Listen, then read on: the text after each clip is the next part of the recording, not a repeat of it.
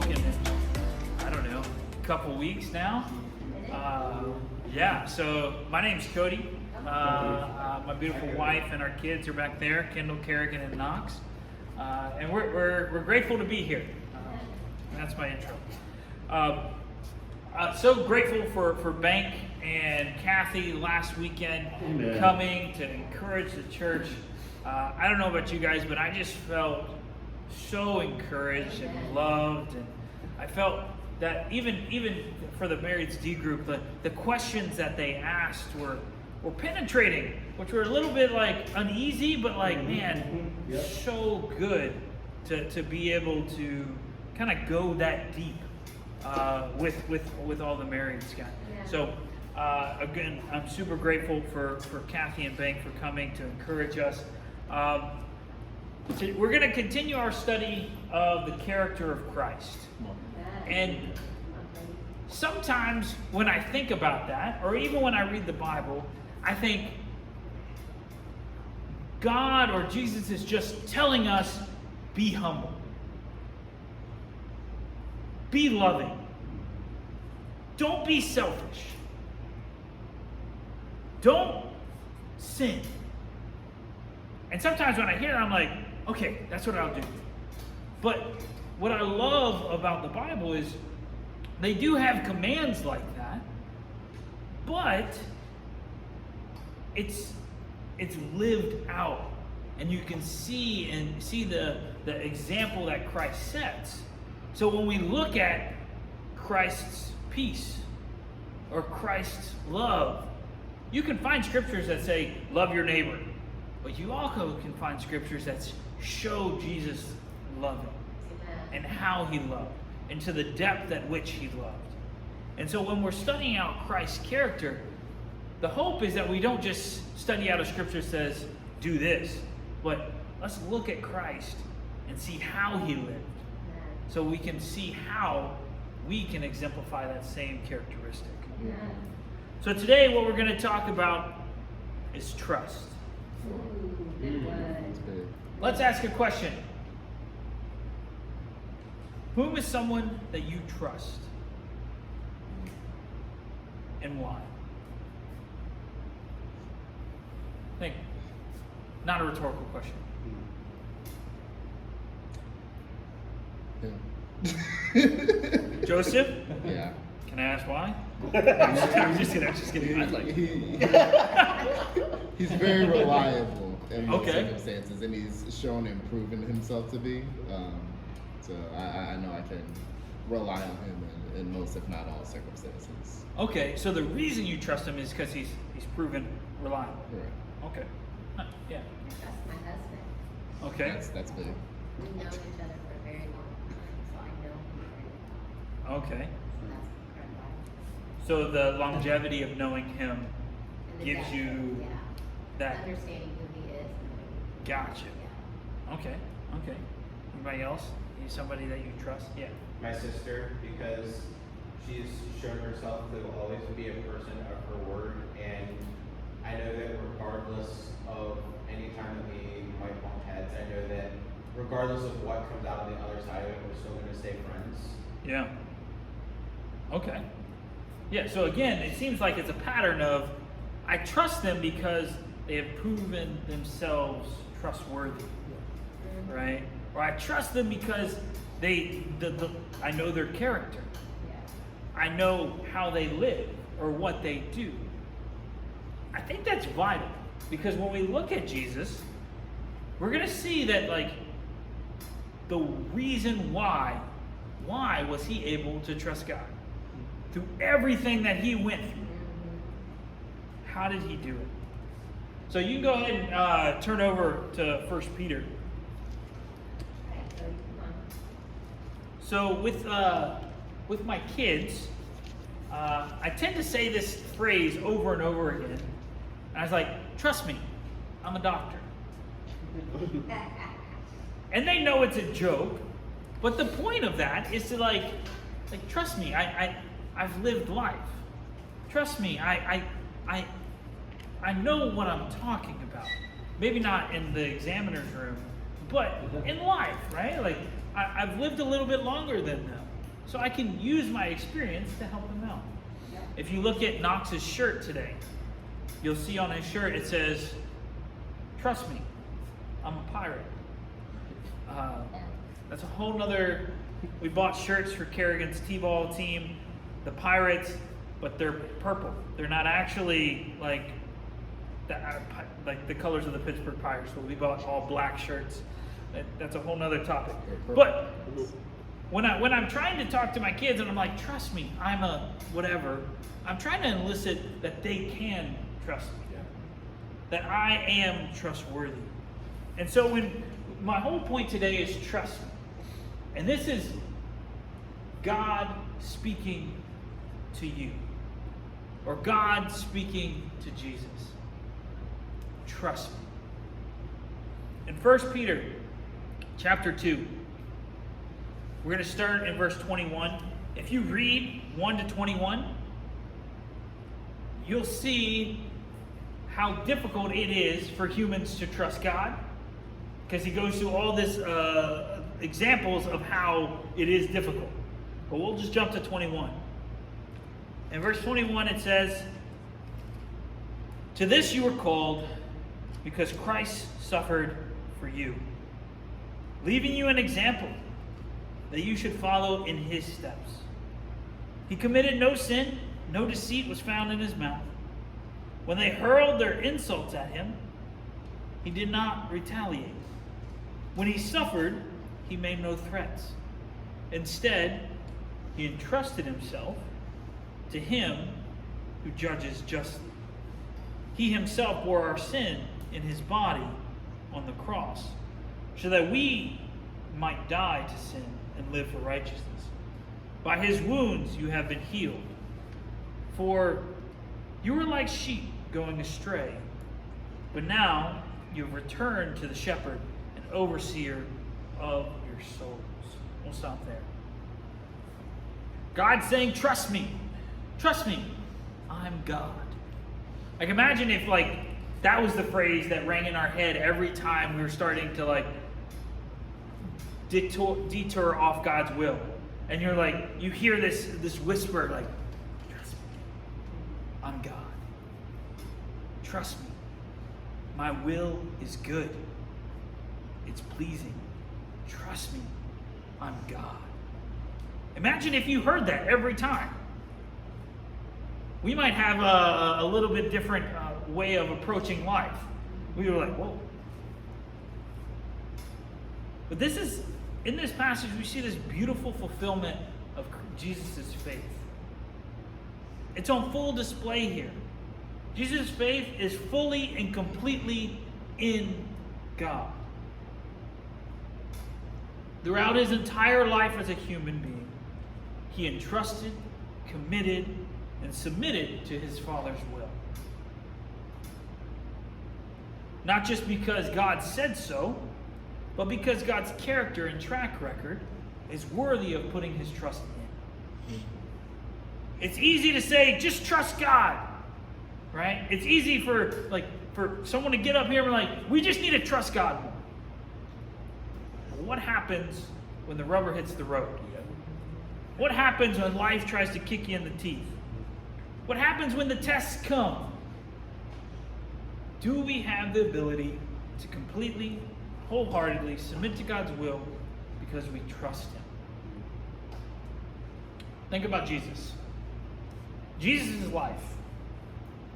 Sometimes you're oh, Jesus had an easy life. I don't know if you ever thought that. But if you read the Bible, you probably haven't thought that. Because Jesus, even before he was born,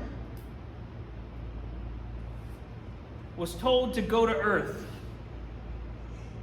from heaven. You want to talk about a test? You're in paradise with God. And it's hey, you're going to have to trust me on this one. I'm going to send you down there, and they might try to kill you. That's a test. What about when he's born? Right out the womb, the governor's trying to kill him. He's a child. Think about that, Right out the womb. All right, trust God, trust God, trust God. They're trying to kill me. They're trying to kill me. Fast forward, everyone seems to not like Jesus. People are insulting him. People accused him of being a demon. He's a follower of Beelzebub. People punched him, spit on him. He was rejected by people he knew. He was rejected. His family thought he was crazy. If you read Mark 3:21, his family is coming to Jesus because they believe he is crazy. They pass word up to him and there's like, hey, your family's here to take you home. And he's like, he has a pretty provocative statement. And he says, anybody who does the will of the Father is my mother, brother, and sister. Which is pretty provocative, considering your actual biological family is outside trying to take you home. But he has been tested throughout his entire life, from birth up until death. He has been tested. He's arrested at night. He's arrested while he's been praying all night. Right? In the Garden of Gethsemane, when he's praying, God, take this cup from me. God, I'm trying to trust you. I'm trying. Take this cup from me. Not my will, but yours be done. But I'm trying to trust you, but it's testing. Even upon that, when they come to arrest him, another test. One of his best followers decides to become a swordsman and cuts a guy's ear off. It's like, he tried to attack, or he's trying to protect me. No, he puts the ear back on. I'm going to trust God with this. He gets brought before the Sanhedrin, where he's, again, punched, spit on. False testimony is brought against him. Imagine sitting in that room feeling all alone. Your disciples aren't with you. It's just you and the Sanhedrin. And they're saying lies that he committed this, or he has been blaspheming God, and he's doing this. And how easy or how difficult would it be to just sit back and I'm going to trust him. I'm going to trust that his plan is good. Then they take him in front of another governor, a Roman governor, Pilate, where, again, people are bringing false testimony. Pilate can't figure out why they're bringing him. I don't see any fault in him. But the crowd roars up, and what do they say? Crucify him! Well, before that, what do they say? Give us that murderous, treasonous guy in the back. We'll take him over this guy who has been blaspheming our God. Imagine going through that test of hey, I might actually get out of this. Pilate's kind of on my side a little bit. He's he wants to release somebody, and how are they not going to release me? Well, imagine the trust in that. Now I'm putting in my trust into these Roman officials. I'm putting my trust in them. Don't do that. It has to be and wholeheartedly in God. Imagine you're Jesus while he's being flogged. Imagine how he's trying to trust God even though he's physically being beaten. Gosh, just trust me. How hard is it? If you were in that position, how hard it would be for you to trust God. Then he's mocked some more, right? A robe is put on him, a crown of thorns are put on his head. They're bowing down to him, mocking him. Then he has to carry his own cross. After being beat an inch of his life, now he has to do some powerlifting. I'm supposed to trust God? Do you see everything I've been through? But he does. He carries his own cross to the point of his own death, where he's crucified, not by himself, but with other thieves, other traitors of the Roman Empire, where he again is insulted, where he again is mocked. No, don't take him down. Let him call on his God, and then he will come down. If you're Jesus, imagine the trust that it must take through all that he's been going through. All of this suffering, he trusted and had faith in God. He committed his entire life to the man who judges justly. He knew God's character. He knew God's promises. He knew what he has done before and knew that he was a good God. And because he is a good God, I can trust him. See, in Christ's life, his faith is on full display through his endurance to stay connected and unified with God. How difficult is that? Enduring faith? Enduring trust? So let's go back to our first question. Who do you trust? Now imagine you're trusting somebody and it's in the wrong person. Maybe they've shown some areas of like trustworthiness, but then they completely let you down. You start going through some hardships in life and they're not there for you. Or you feel like they're not there for you. Maybe you feel abandoned. Maybe you feel like, you know what, they were there for me earlier, but now they're not. How easy is it to like, when you feel so constricted of like, I don't know if I can trust them. I don't think I can because they're not there for me. I imagine that's exactly what Jesus was feeling as he was taking on the sins of the world. As he was taking on the sins of the world and God could not be with sin. Why have you forsaken me? I look at this, I look at Christ's life and I marvel and I'm like, I'm amazed. Because when I go through hard times, I can view that the reason is because I've trusted the wrong person. The reason I'm going through these hardships is because I trusted the wrong person and they're actually not there for me. And then I take that and apply it to God. You've probably heard this statement before, but like, why would an all-loving God allow this to happen?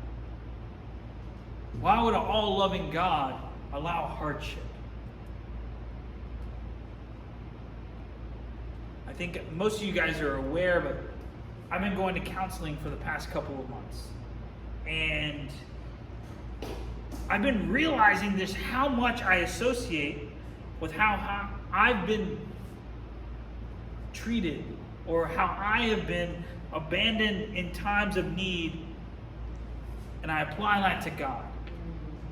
And I apply that to how he has treated me. Attributing that God isn't fair because he isn't always faithful. And I say this because my circumstances and my situations sometimes dictate how I feel towards God. Or how I relate. I'm going through the ringer. Where are you, God? Do you guys feel that at all? I feel it so hard. But I think what I have to continuously jump back off of is to think, that's not God. Right. That's not his character. I don't read that in Scripture. His character is one of loyalty and with the ability to trust. See, my situations and circumstances don't dictate God's faithfulness. The hardships I'm going through don't dictate who he is. But what they do is they expose my character. My situations expose my character. When I'm going through hardship, am I faithful? Am I trusting? I like to blame shift to God, but I need to take ownership. Like hardship exposes stuff that's always been there. Am I faithful? Am I trusting? What we see in this passage and in Jesus' life as a whole is how he responds in faith during catastrophic and life-altering hardships. And yes, we might go through those sometimes in our life. Maybe not exactly to the T of what Jesus is going through. But what does it look like on a daily basis to trust God? Because sometimes you can read this and be like, well, I don't have people dragging me into the courts. I don't have people trying to kill me every day. So I could oh, look how great he was. But what does it look like on a daily basis to just trust God? I think trusting that connecting with God through prayer, singing, reading the Bible will benefit you more so than whatever else is pulling your attention. What does that mean? Connecting with God on a daily basis. Whether that's through prayer, reading the Bible, whether that's through singing to God, singing and worshiping God. Because this world is going to try and pull your attention away from it. Like, as soon as you wake up, you probably already have 3 or 4 notifications on your phone. Right? If not, it's your alarm that's waking you up, which is your phone. Then you pick it up, turn it off, and like, oh, I'm on my phone already. Might as well scroll a little bit. Oh man, there's this new thing out. I have an update on my phone. Let me go check that out. It's faithful to be decisive in putting God, in your connection with God first. It takes a lot of faith to do that. It takes a lot of faith to wake up early. It takes a lot of faith to put God first in your life. It takes a lot of faith to love people. It takes a lot of faith to make a decision to love someone every day. I'm a part of this group, and our whole premise, we're reading through a book, but our whole premise for the past 2-3 weeks is each day I'm going to find someone to love. What does that mean? I'm going to find someone to love. Sometimes that day is going to be me, because I need some love too. I'm going to take a Sabbath. I'm going to enjoy and just revel in my relationship with God. It takes faith to do that. You know what? I'm going to love someone in the body. I'm going to love someone who's downhearted or downcast, who's been going through the ringer. I'm going to take my time to love them. Maybe it's I'm going to love someone who's in the community. It takes a lot of faith to spark up a conversation with someone you don't know. Right? It takes a lot of courage, right? But with that courage comes faith that God is going to take care of you. That God is going to be there for you and love you and encourage you. You know what? It takes a lot of faith to have integrity. It takes a lot of faith to let your yes be yes and your no be no. It's easy to change your mind. It's easy to flip the script and like, nah, I'm good. I know I said originally I'm going to do that, but no. It takes a lot of faith to have integrity. It takes a lot of faith to serve someone. To find someone who needs to serve. Or find someone who needs to be served. It takes a lot of faith. It takes a lot of faith to live a holy and righteous life. It takes a lot of faith to trust God, that God's way is better than the world has to offer.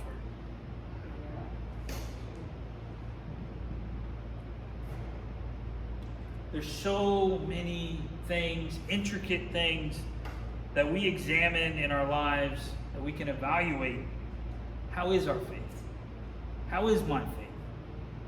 How am I doing with trusting in God Not on a grand scheme. It's not that I don't believe that God exists. It's not that I don't believe that He is good. But on a day-to-day basis, how am I doing with just trusting God? Church, I ask, are you faithful? Do you have faith? I'm not saying, do you come to church? I'm not asking if you read your Bible. I'm just asking, are you faithful? Are you connected to God and in trusting in Him? Are you trusting in Him who judges justly? See, the difficulty with remaining faithful is Satan will say the same things.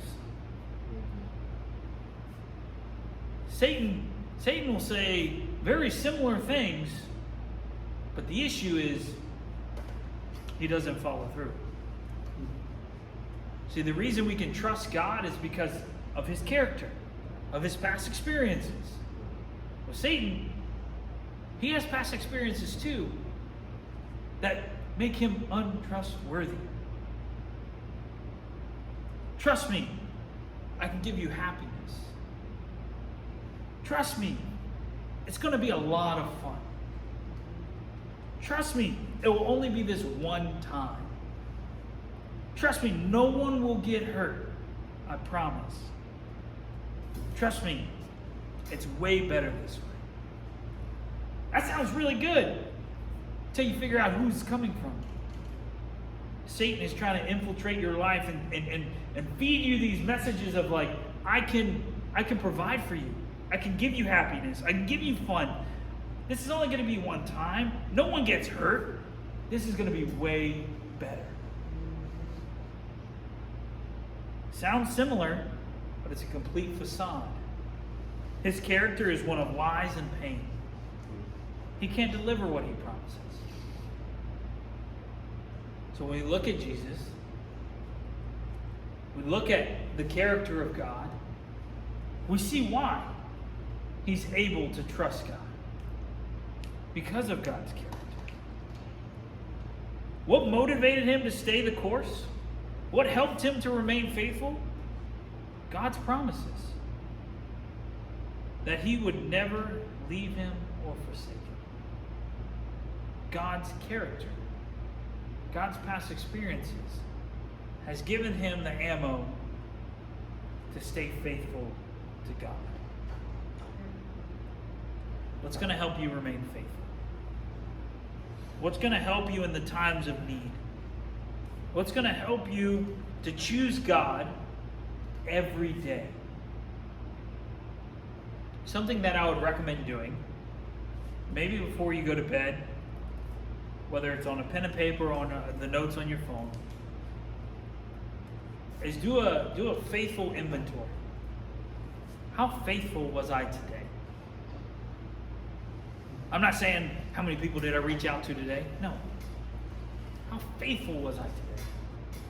In what areas of my day did I trust God fully? If it's difficult to think, what ways did I trust God? Maybe that's something you take into account. Was I faithful today? Yeah. Was I trusting in God today, or was I trusting in myself? Was I leaning on my own understanding or my own strength, or was I leaning on His? I would encourage you to take a couple minutes before you go to bed, and if you sleep like me, maybe a couple hours before you go to bed, so that you can actually think. But take a faithful inventory. How did I do today? Was I faithful? Was I trusting in God?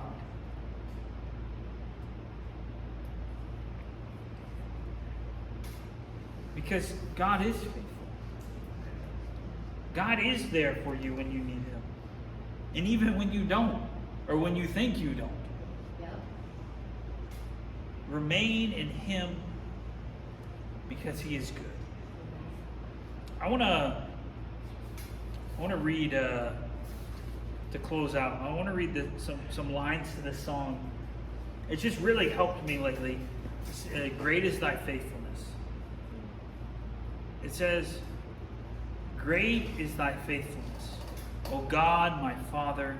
There is no shadow of turning with thee. Thou changest not thy comparisons, thy fail not. As thou hast been, thou forever will be. Great is thy faithfulness, great is thy faithfulness. Morning by morning new mercies I see. All I have needed thy hand hath provided. Great is thy faithfulness, Lord, unto me. Amen. Hi, my name is Cody Dottie with the Lynchburg Valley Church, and we're so grateful that you took time to watch our video.